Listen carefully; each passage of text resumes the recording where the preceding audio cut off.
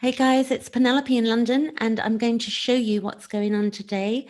It's the 26th of November, November 26th. We've got Neptune going direct. If you can see my pointer, let me get my pointer here, and you can see that this is Neptune at 18 degrees of Pisces, and it's been retrograde for 5 months, and it's just about to go direct on 29th of November at 18 degrees. So that's going to go forward now. And you can look at where that's on your own chart. For me, it's on my IC, which is the bottom of the chart, moving into my 4th house. And, you know, and then we learn who we are by looking at our astrology. It's fascinating that we understand our feeling place and how it's mirrored in our chart. So that what the chart is actually doing is really showing us a mirror of our feeling space, because being human is ultimately about feelings, and we have free will. So whatever the chart is speaking to us, it's like crossing the road. You can go one way or the other. You know, you've got to cross the road. And that's like we know that we're living life, and we're faced with different things, and we have free will to a degree. On Monday, November 30th, we're going to have a moon in Gemini. We're going to have a lunar eclipse as well on that day. So I'll do another video maybe on that moon. Currently, we've got, you can see the moon at the moment here. Let's do this actually. The moon is 23 degrees of Aries at the moment. The moon takes 2.5 days to move through a sign, 30 degrees, 28 days roughly around the chart. And if we take this chart currently and we go, this is the 26, 27, 28, 29, so 30. So you can see here that the sun is in Sagittarius and the moon is going to be in Gemini. So if I go back a few minutes, let's see. In fact, let's go back an hour, and we have 10, and we have 9, and we have 8 degrees. So that's roughly there. So, you know, it's nearly aligned. So this is our moon, and that's we can see that that's going to be in Gemini at 8 degrees. So look on your chart. I'm going to show you how I can see mine. So if you look at your own chart, that's going to help you. We've also got currently, if I come back to today and we go days, 1, 2, 3, 27th, 26th. So if we look right now, we've got Lilith, which is to do with the shadows. So if you've heard of Carl Jung and the shadow work, this is very in alignment with that work. He didn't particularly say that, but in the mythology of Lilith, you know, in the Garden of Eden, she was refused to lay below Adam, which would be deemed, you know, patriarchy, the mythology of it, the understanding of it. And she was cast out because she wouldn't follow the rules.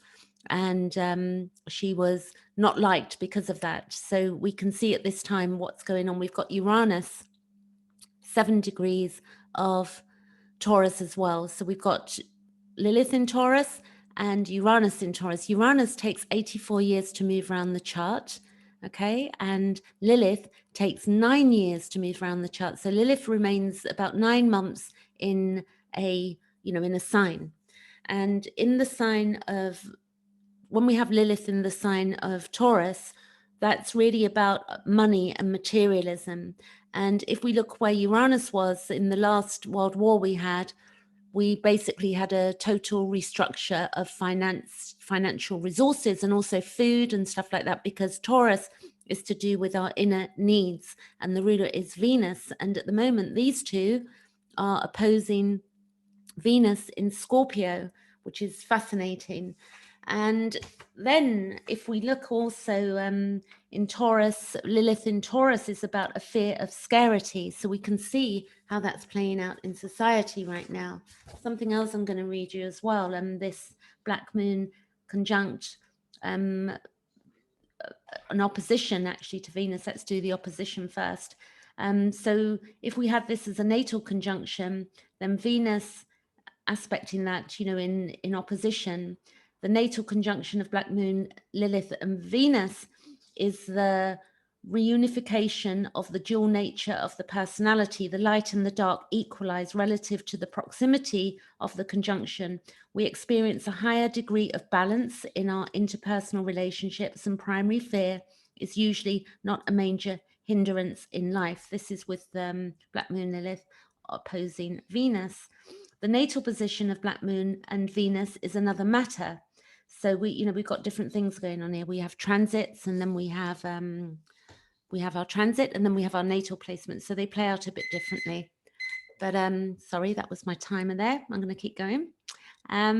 So Venus is another matter. Relationship difficulties often plague this aspect. With the placement, usually we have a strong, significant relationships during our lifetime. So we do not have trouble finding partners. Maintaining relationships is the issue. So this is about trouble maintaining our relationships. And with Uranus there, we might be very wanting to throw things off at the moment, and really not wanting to, thinking that we're just going to find somebody new and solve all of our problems. So we've got to watch out for how we feel right now. We might be thinking of ending things, but we don't want to jump the gun, because the Uranus can give us shocks. It's also to do with past life trauma. And the Venus opposition also, that Venus is the planet of, love and beauty and money, and Uranus is the planet of revolution. So the Venus opposite, we can all be feeling a jolt of excitement, also at this time. And with our nature and our social expression, it's also possible to experience some sudden magnetic attractions. So we have to watch out for that, because these sudden magnetic attractions don't always work out, as we know. It can also be too much, if we sort of think we're going off in a different direction. So it's better to stick to routine or just one friendship, and also because we might feel this strong urge for liberation, but we really got to, be sensible at this time, because clearly we all need each other, and endings can be pretty hard. The other thing, the moon is currently conjuncting Mars here. You can see that too. So the moon, it symbolizes, it's our instinctive awareness and it's our ego, and Mars is about drive. It's how our libido, not sexual libido, but as Jung would say, the libido of getting things done, what we want.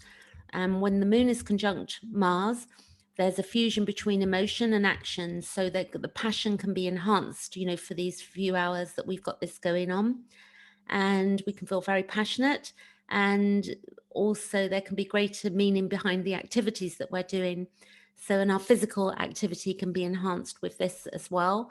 But there's also the potential for hypersensitivity. So we have to watch out, because the moon is our feelings, and also Mars can be to do with our impulsiveness, which we want to watch out for. And Mercury, the moon is also square to Pluto, so that can be quite difficult for us. And again, we understand the moon is our emotions and our ego, and that Pluto is about transformation, birth, death, transformation, transmutation. So with a square, there's the potential here for conflict with our emotions, and it's where we're going for deep regeneration. So we can be subject to deeper needs today, looking at our deeper needs, on even looking at our compulsions. And we may have some interpersonal difficulties or difficulties in our inner world with our emotions. And we can hit a level of depth there, because Pluto is the ruler of Scorpio. So look at Pluto there, and you can see that it's square the moon. And it's also, we've got a square to Mars there with Saturn. I believe that's Saturn actually squaring Mars currently, and then it's all going to kick in as 16 as Mars moves forward. I'm going to show you, if we go ahead a few days, you see in September, Mars was actually 28 degrees of Aries, and then it retrograded back to 15. And now, if we go forward by 27th, I'm just going to go 7 days forward, 27, 1, 2, 3, 4, 5, 6, 7. So you can see that we've got this square here. Let's go another 7 days. 1, 2, 3, 4, 5, 6, 7. And it's still that square. And again, 1, 2, 3, 4, 5, 6, 7. And that's to Pluto, 1, 2. And we'll see if I keep going forward. There you go. you see we've got all of this hitting down here, and then we've also, it kicks into when we get Uranus and Lilith, and then we'll also have that all square into this up here, Pluto, Saturn. So we've got to really watch out for ourselves. And also on the 21st, and this is the 24th of December chart I'm showing you, but on the 21st, we got lovely Saturn and Jupiter, let's go back, will be 0 degrees of Aquarius. So new times ahead of us, big times. And with the Neptune, which is going to be great, is going to go forward, but that is squaring the nodes currently. So let me take you back to today, 26th of November, 2020. I love solar fires so much. And I read charts as well. So if you want help with your own evolution and understanding your path, please do book a session with me and we can look at some of the charted imprints. So this is the 26th of November. And we can see that square there actually to here, 26th of November.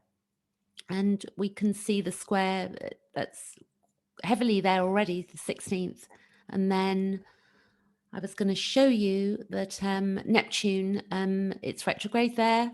And if we go one day forward, it's going to go to station. It's going to station. So it's stationing and we've, and then it's going to move forward. But we have the square to the south node and the north node. And I've been taught in evolutionary astrology. I hope I get this right because I'm still, we're all learning all of the time. But it's the node. If you stand on the node, if you want to understand about squaring the nodes, which are quite a complex subject, I'm not going to go into detail.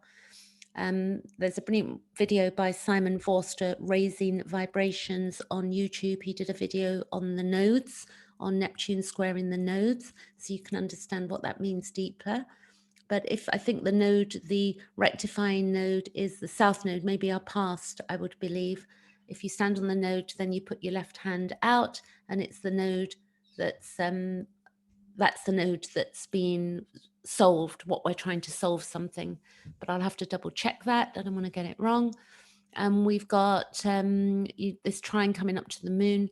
So there's a lot going on and we just keep going forward and keeping cool during this period of time, because it is going to come to, we're going to go through these changes and it will come to an end, as we go through next year. We're not stuck in lockdown forever. Okay. Thanks for watching. Catch you later.